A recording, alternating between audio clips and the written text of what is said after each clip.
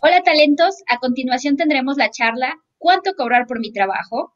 De Leopoldo Eiserstein de Round 2 Games. Leopoldo es licenciado en Administración de la Universidad de Belgrano, Buenos Aires, Argentina. Ha participado en varios proyectos de cine, televisión y videojuegos. Desde 2015 dirige Round 2 Games, que actualmente se encuentra desarrollando Guardian of Lore, un videojuego que expande el mundo de la fantasía a los mitos latinoamericanos. Bienvenido, Leopoldo. Gracias por invitarme. Bueno, cuéntanos, ¿cuánto cobrar por mi trabajo? Bueno, yo empecé a desarrollar esta charla porque muchas veces se ve en varios foros y en varios diversos ámbitos de la industria de los videojuegos esta duda, ¿no? De que tengo que cotizarle a un cliente y no sé cuánto y no sé cómo ni por dónde empezar esa cotización. Entonces, usando mis conocimientos de administración de empresas, se me ocurrió dar una charla, una pequeña introducción, ¿no? Tratando de simplificarlo lo más posible, sabiendo que no es el tema más atractivo para los que desarrollamos videojuegos. Eh, entonces, bueno, ¿cuánto cobrar por mi trabajo? Una breve introducción, que igual Ruth ya lo dijo perfectamente. Mi nombre es Leopoldo, soy licenciado en Administración de Empresas y eso es lo que quiero compartir con ustedes en esta ocasión, ¿no? ¿Qué se necesita saber para no perder plata? Hay un montón de puntos que deberíamos tocar, pero yo lo que quiero es una breve introducción para que después puedan ahondar en esos conocimientos en la medida de lo necesario, ¿no? Vamos a pasar primero a conversar sobre las presunciones y los mitos. Esto seguramente más de uno lo vio en algún momento, en algún foro, incluso en Reddit. Muchos desarrolladores dentro del ambiente preguntan, ok, necesito cotizarle esto a un cliente, ¿cuánto cobro? Y empiezan todas las presunciones y mitos de todas las respuestas de aquellos que, si bien tienen experiencia, no tienen los conocimientos, como diríamos, científicos al respecto, ¿no? Entonces, primero, la primera presunción que siempre veo es que es imposible calcular el precio porque es algo artístico y es todo subjetivo. Esto no es cierto, ni siquiera es cierto en el ámbito del arte tradicional, ¿no? De la pintura. Uno cobra su pintura de acuerdo a su fama. Y con los videojuegos, no sé si la palabra es fama, pero sí es una cuestión de trayectoria y calidad, ¿no? Y uno tiene que ser, si bien es algo subjetivo, uno tiene que ser objetivo sobre su trayectoria y su calidad. Después, que el precio del trabajo puede caer por debajo del costo de vida y que ya no se puede vivir de esto, también tiene un montón de contexto de, bueno, en China cuesta menos o tal persona quiere cobrar menos que yo, entonces no puedo cobrar lo que necesito. No es cierto, ya más adelante vamos a ver estrategias de precio y las diferentes posibilidades que uno tiene, ¿no? De estas estrategias. Y el último, y el más común quizás de todos los mitos que veo, es que debo utilizar la siguiente fórmula para calcular mi precio. Me fijo cuántas horas voy a tardar y cuánto me va a costar esas horas a mí vivir, más cuánto quiero ganar, y ese es el precio. Y eso está mal. Si bien es intuitivo, ya vamos a ver por qué hay formas mucho mejores de poder calcular cuánto tengo que cotizarle a un cliente, ¿no?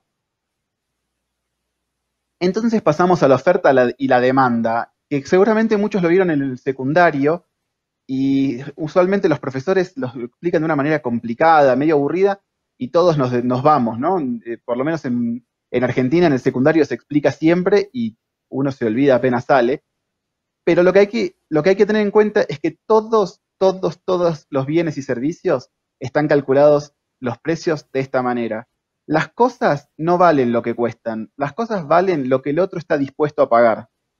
Entonces, si yo voy a hacer un servicio, ya sea un personaje 3D, código o un videojuego en general, listo, llave en mano, yo soy el que ofrece, yo estoy ofreciendo ese servicio o ese producto. Y el que me lo va a comprar es mi demanda.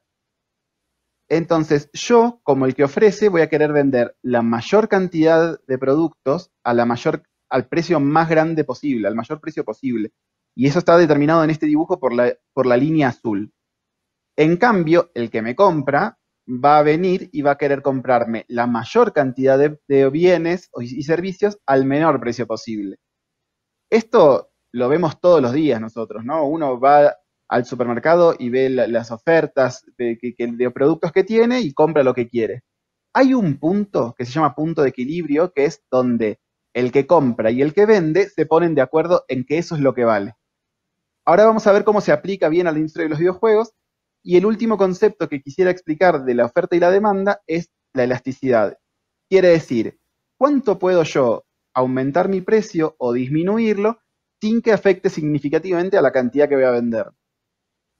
Esto pasa en todos los mercados. La definición literal de mercado es donde la oferta y la demanda interactúan. Entonces, sin oferta y sin demanda no hay mercado. Entonces yo no puedo salir a vender nada, ni bienes ni servicios. Entonces, habíamos dicho que yo puedo cobrar por mi producto o mi servicio lo que el otro esté dispuesto a pagar, ¿verdad? Eso se llama estrategia de precio alineado o alineamiento. ¿Por qué? A ver, digamos que yo hago un videojuego y lo subo a Steam y es un platformer. La mayoría de los platformers rondan en la variación de precio de entre 10 y 20 dólares, salvo que sean un triple A. Si yo voy a tratar de cobrar 100, 150, no me lo va a comprar nadie, porque realmente yo tengo que estar alineado a lo que el mercado pretende de mí. En el caso de los freelancers, que es un poco más complicado, hay una relación entre lo que va a cobrar mi competencia y lo que voy a cobrar yo, y lo que quiere pagar cada estudio, o de acuerdo a la calidad de mi trabajo, y entonces ahí entramos en lo que es alineación de mercado, pero yo puedo tener otras estrategias. Mi primera estrategia puede ser penetración de mercado. Es decir, yo puedo cobrar un precio mucho más bajo para que esa persona me contrate la primera vez, vea cómo trabajo, ve un montón, ve cómo es la calidad de mi trabajo y cómo respondo yo a lo que él me exige, y entonces me lo gano de cliente regular. Esto va en contra de la presunción de que el precio de mi trabajo va a caer por debajo del costo de vida y entonces ya no es posible vivir de eso. Es una estrategia a futuro, ¿no? Es a mediano plazo. Después está el opuesto, que es precio exclusivo, y tiene que ver con lo que hacen usualmente es algo bien de hardware eso, ¿no? Que cuando algo recién sale es muy barato, es muy caro y después se va abaratando con el tiempo. Y vos acá podés jugar con la misma estrategia, cobrando un poco más, si ya tenés un poco de fama, porque vos no querés trabajar para cualquiera, sino que querés tener como un precio exclusivo para gente que la quiere pagar. Por último, está el precio. Los últimos dos son el precio segmentado y precio por geografía. En el caso del precio segmentado, suena más o menos, suena feo, pero voy a pasar un precio porque sé que lo puede pagar el otro, ¿no? No es lo mismo cotizarle un trabajo a un indie pequeño que un outsource a una empresa triple A, como lo sea EA o como sea Ubisoft. Ellos pueden pagar más, entonces yo voy a cotizar más. Por dos cosas. La primera es porque me están buscando, entonces yo tengo esa oportunidad, pero quizás también me sobra tiempo y quiero trabajar para un indie, entonces voy a cobrarle menos. O sea, por más que mi trabajo valga más. Y el último es el precio por geografía. El precio por geografía tiene que ver con un montón de variables geopolíticas. Cuando uno cotiza trabajos para el exterior, para un país que es ajeno al suyo, el tema de los impuestos del otro país influye, el tema de la moneda que maneja el otro país influye, y todo eso hace que uno tenga que manejar su precio de acuerdo a dónde está su potencial cliente, ¿no? Entonces, ya vimos un poco la teoría, vamos bien a la práctica. Más de uno debe haber escuchado alguna vez la palabra benchmarking, no significa más que el estudio de mi competencia. Es la pura realidad. Uno se escucha muchas veces que alguien la use como para hacer que sabe más, pero en realidad solamente es el estudio de la competencia, ¿no? Entonces, lo primero que uno tiene que ver, y en esto sí hay que ser muy objetivo, ¿cuál es mi competencia? Voy a darle un ejemplo muy personal. Mi juego es un juego indie y yo no planeo en ningún momento competir contra ningún juego AAA. Esa no es mi competencia. Mi competencia son otros juegos indies que están dentro del mismo nivel de calidad, que están dentro de las mismas cantidad de horas de juego, que está dentro del mismo género. Entonces yo ahí ya puedo ver mi competencia. Si yo fuese un artista 3D o un programador, tendría que tratar de contactarme con gente que hace el mismo tipo de trabajo y tratar de combinar con ellos y decir, ok, ¿cuánto es tu hora de desarrollo? ¿Cuánto cobras por un personaje 3D? ¿Cuánto? Etcétera, ¿no? Entonces vemos cuál es mi competencia, cuánto cobra, en qué país se encuentra, qué moneda maneja, como bien dijimos, para ver el tema de los precios regionales, y después empieza lo que hablamos al principio, ¿no? ¿Cuál es su fama? ¿Cuál es su experiencia? Hay gente que por ahí es menos talentosa a nivel técnico o que sabe menos, pero si tiene la experiencia, genera una confianza en el comprador contra la que yo tengo que competir. Entonces eso va a influir en mi precio. Si yo tengo menos experiencia que mi competencia, necesito bajar un poco mi precio. Y la última es, obviamente, si puedo competirle en calidad, ¿no? Entonces, todas estas cosas yo tengo que ver de mi competencia para saber cuánto voy a cobrar y no cotizar ni de más, ni de menos, ni ni pasar un precio al potencial cliente que no esté alineado a mi estrategia de precio. Porque si yo planeo en un momento penetrar el mercado y voy a dar precios bajos, no puedo pasar un precio que exceda al de mi competencia. No estoy, ese es el ejemplo más sencillo y más entendible, ¿no? Bueno, una vez que entiendo cuál es mi estrategia de precios, que entiendo cuál es mi competencia, hice la comparación y más o menos sé cuánto voy a pasar de precio, necesito hacer la viabilidad. Si se acuerdan, al principio de la charla, yo les estaba comentando que uno de los mayores mitos que rondan es que tengo que ver cuánto me cuesta, cuánto voy a cobrar y lo que quiero ganar. Eso no determina mi precio. Eso lo que determina se llama determinar la viabilidad de que yo pueda realizar este proyecto o ese servicio. Para eso saco mis costos, porque yo ya saqué cuánto voy a pasar de precio, de acuerdo a mi estrategia de precio, de acuerdo a cuánto vale mi producto o servicio en el mercado, entonces ahora voy a calcular mis costos. Para hacerlo muy rápido, solamente quiero remarcar esta teoría de costos, ¿no? Uno tiene costos fijos, que son los que siempre se deben pagar, no importa lo que hagas, si yo me quedo durmiendo, igual tengo que pagar internet, igual voy a pagar el alquiler, igual voy a comer, por más que no desarrolle y por más que no haga dibujos y que no haga nada, que no realice algún servicio.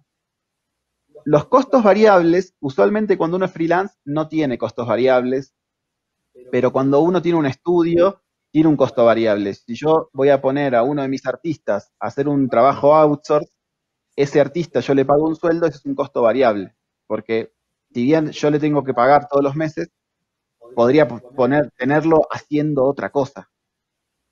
Después hay un concepto que es un poco menos conocido que esos dos, que es el valor tiempo del dinero. El valor tiempo del dinero significa que un dólar de hoy no es lo mismo que un dólar de mañana.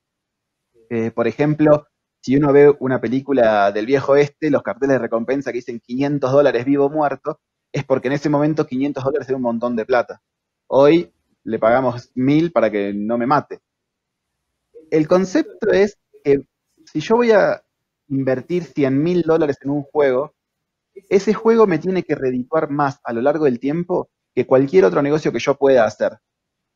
Entonces, a la inversa, yo tengo que ver, ok, estoy dejando de ganar este dinero porque podría tenerlo en un banco dándome intereses, entonces ese costo lo calculo. Es muy complicado y usualmente lo que se hace cuando no se sabe realmente qué hacer es ver cuánto es la tasa de intereses que da un plazo fijo, el más sencillito, y se calcula como parte del costo. Yo en el siguiente ejemplo que voy a dar de cómo calcular los costos no lo incluí simplemente por eso, porque es realmente complicado. Pero lo que quiero que se lleven es que cuando yo estoy calculando el costo de algo, tengo que agregarle un poco más, porque tengo un montón de costos ocultos. Ese es uno, el otro son las contingencias que ya vamos a hablar, las contingencias es agregar un poco al presupuesto de costo para decir, ok, si esto me costó más, igual lo estoy reduciendo bastante, ¿no? Estoy tratando estoy mitigando el riesgo, se dice. El tiempo de producción es cuánto vamos a tardar en hacer simplemente digamos, el proyecto, ¿no? Entonces, ahí viene la viabilidad del proyecto de las que le hablaba. ¿Cuánto voy a cobrar? ¿Cuánto me va a costar? Y vale la pena hacerlo. Entonces, ¿cuánto voy a cobrar? Fue el principio de la charla, ¿no? Entonces, por ejemplo, nos contratan para realizar 5 personajes 3D, que solamente el modelado y el rigging, ¿no? Y yo necesito hacer el concept. Entonces le paso $100 por cada personaje, por el modelado, 50 por el rigging, y voy a cobrarle entonces $750. ¿Cuánto me va a costar? Eso, como dijimos, tengo los costos fijos más los costos variables por la cantidad de personajes, me da el costo total. Entonces, si yo pago $25 por día de oficina y $1 por día de las licencias de Adobe, tengo $26 de costos fijos, de costos fijos, y suponete que yo, como decía antes, tengo un artista 3D al que le voy a pagar por lo que cobre por cada hora y un concept artist que cobra por personaje, más el tiempo más lo que me cobra el rigging, etcétera, etcétera, me va a dar unos $500 totales, ahí está la fórmula. Entonces, si tengo 156 de costos fijos y 500 de variable, me va a dar 656. Y de acá salen solamente 3 posibilidades, ¿no? Mayor a 0, menor a 0 o igual a 0. Esto quiere decir, puedo ir a ganar algo, puedo ir a perder algo, pero igual estoy penetrando mercado, entonces es factible y es viable, o puedo quedar empatado y aún así estoy penetrando el mercado, porque si yo voy a ganar 0 no vale la pena, usualmente uno diría, pero no es cierto, porque realmente si te contrata a alguien interesante o alguien que crees que te puede dar más trabajo, entonces vale la pena, pero eso ya depende de cada uno, ¿no? Eso sí es subjetivo. Y ahí tenemos unos principios de administración muy cortitos. Si en algún momento alguno tiene alguna duda o lo que sea, esos son mis contactos. Con mucho gusto, mis puertas están abiertas. Gracias por su tiempo, gracias por escucharme y espero que esto elimine el mito de uno cobra lo que le cuesta más lo que quiere ganar. Eso no está bien. Uno tiene que ir con una estrategia en mente para penetrar el mercado. Muchas gracias, Leopoldo. Creo que muchos de los talentos aquí presentes se van a beneficiar de estos tips que nos has dado para saber cuánto cobrar, sobre todo en la industria de videojuegos, que es una industria que bueno, acá en México, no sé, allá en Buenos Aires, a lo mejor platícanos un poco de cómo es allá en Buenos Aires, está creciendo enormemente, ¿no? Entonces creo que es una oportunidad para lanzarse a ese mercado, sobre todo con este tema de, pues, de la pandemia. No sé, a ti cómo te ha ido en este sentido. Bueno, nosotros no hacemos outsource, solamente estamos desarrollando Guardian of Lore. En Buenos Aires, realmente hoy hay está muy fuerte o sea, está mejorando el tema competitivo para los desarrolladores de Buenos Aires por el tipo de cambio. Sin embargo, hay un montón de leyes que nos están frenando, ¿no? Durante la pandemia no veo así como un aumento o disminución significativa. Sí hay un crecimiento innegable de la industria de los videojuegos. Definitivamente, Leopoldo. Bueno, talentos, esta fue la charla de Leopoldo Eiserstein, CEO de Round 2 Games. Síganos para más conferencias. Muchas gracias, Leopoldo. Esperamos tenerte aquí en muchas charlas más y hasta pronto.